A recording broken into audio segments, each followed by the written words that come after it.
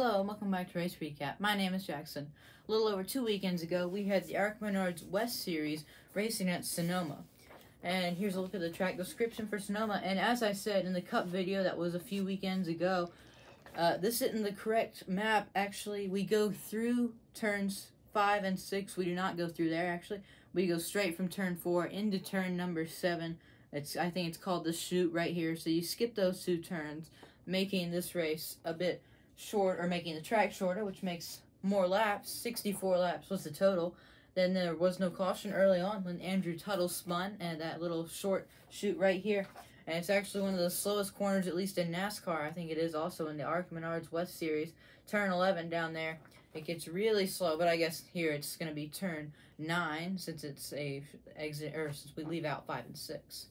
So Tuttle spun around, getting to the gas. He's been having handling issues lately. That could be a reason why.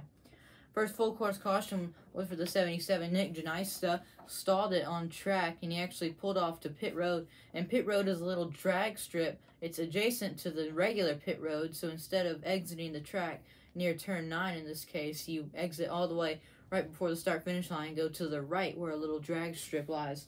It should be, if you go on the front stretches, this area right around here between turn 12 and turn number 1.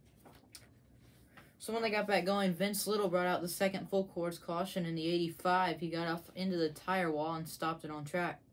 Then there was no caution. Sebastian Arias spun around with PJ Pedroncelli in the turn 9 area. For the third full course caution was a pretty big accident.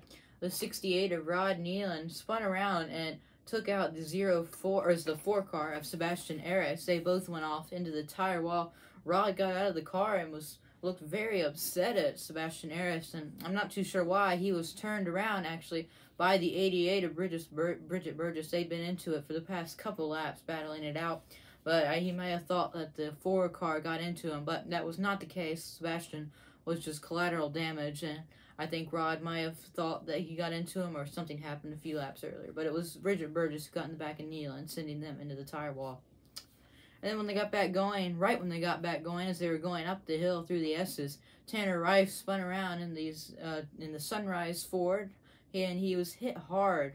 Fortunately, it was in the passenger door, not the driver's side door, by the 7 of Takuma Koga. That ended both their days, but they were okay.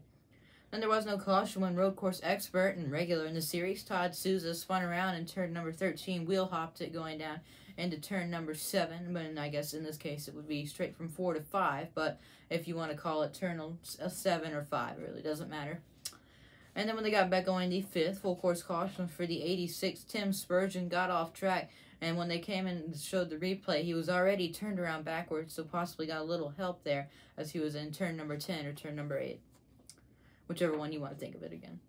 The 6th full course caution for a piece of aluminum that was on the track climbing up the hill, and so that was a pretty quickie yellow, so they were able to get back going quick after that debris caution. And the 7th and final full course caution was they tried to go 3 wide into that turn 11, that little slow corner I mentioned, and usually that does not work out, and it did not here. The 91 was on the inside. Colby Howard, truck regular in the ARCA West for this race, and also Cole Moore and Landon Lewis also outside of him. All 3 of them made contact. Moore and Lewis went spinning in the 99 and 17, and then Cole Moore gassed it up, trying to get back going straight. I guess he wasn't looking where he was going because he pulled right out into traffic, right in front of Dean Thompson, another truck regular who was in this race, in the number 40, and that created a stack-up. Thompson was hit in the back by Ryan Philpott in the 52. I believe that's his first start of the year. And then PJ Pedroncelli also backed into this crash as well. So I think Cole Moore just did not realize that there was a lot of oncoming traffic through the corner. And actually, this would be the end of the race. Actually, there were still about 10 laps remaining, but the race was called, and due to the time, I believe the truck race was coming up after this, so they stopped the race and called it there. And for the consecutive weekends in a row, Jake Drew has won the race due to a shortened race. At Portland, it was because of rain, and here at Sonoma, it was because of time. So, top 10 here, Jake Drew won it with about 8 laps left in the scheduled 64, followed by Colby Howard, Dale Quarterly, who was in the 32 car, great finish for him, and then Jack Wood, another truck regular, all followed by Joey East, Austin Herzog, Eric Nascimento, who was in the 04, they fielded 2 cars, him and the 4, Sebastian Arias, And then Todd Souza, Tim Spurgeon, and Bridget Burgess rounded out the top 10. DNFs in this race, Dean Thompson was out for the accident, followed by PJ Pedroncelli, Ryan Philpott, Tanner Wright, Takuma Koga, Rod Nealon, and Sebastian Aris. Nick Janista had mechanical issues, not too sure what happened to him. It could have been a couple of things, engine, transmission, a rear gear causing him to stop. Paul Pedroncelli pulled off with brake problems, and Brian Kaminsky did not start the race in the number 80. He was scheduled to start, but did not. Well, that's all for race recap. Come join us in a little over a week when we'll have the ARCA Menard Series racing for the second time in the year at Irwindale Speedway.